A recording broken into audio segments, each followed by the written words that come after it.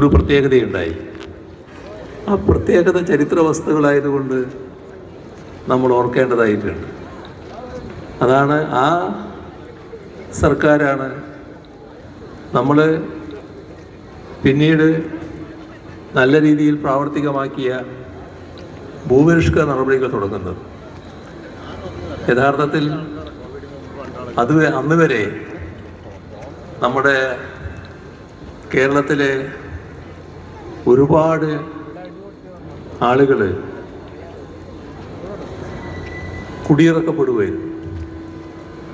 അവർ അതേവരെ ആ മണ്ണിൽ അധ്വാനിച്ചതായിരിക്കും. ജന്മിക്ക് ഒരനിഷ്ടം തോന്നിയാൽ അയാളെ ഒഴിവാക്കാം. അത് കൃഷിസ്ഥലത്ത് മാത്രമല്ല, പാർപ്പിട സ്ഥലത്ത് നിന്നും ഒഴിവാക്കാം, വീട്ടിൽ നിന്ന് ഇറക്കി വിടാം. ഇങ്ങനത്തെ അവസ്ഥയായിരുന്നു ഉണ്ടായിരുന്നത്. ആ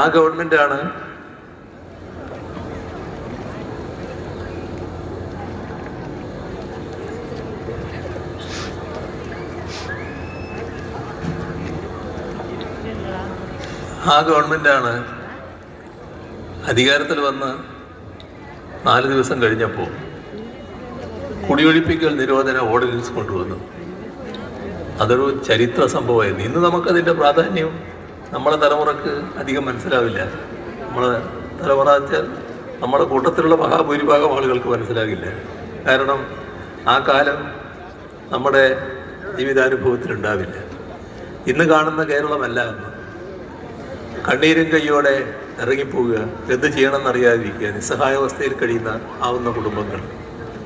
അതിന് അറുതി വന്നത് അതിൻ്റെ ഭാഗമായിട്ടായിരുന്നു.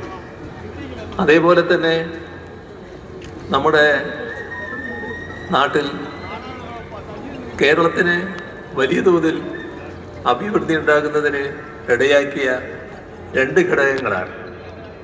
ഒന്ന് നമ്മുടെ ഭൂപരിഷ്കരണം തന്നെ.